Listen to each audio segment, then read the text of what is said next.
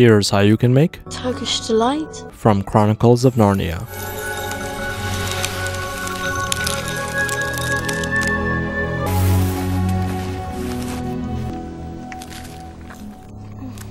In a large saucepan, add sugar, water, and lemon juice. In a smaller bowl, make a slurry with water and cornstarch. Add that in there along with some gelatin. Give this a whisk and heat this up to around 250 degrees. Turn off the heat and add a tiny splash of rose water along with red food coloring and mixed nuts. Give this a whisk and pour this into a baking tray that's lined with plastic wrap and a mixture of cornstarch and powdered sugar. Let this rest overnight and then add more cornstarch and powdered sugar. Cut this up into cubes and now let it rest again overnight until it dries. And that's pretty much it.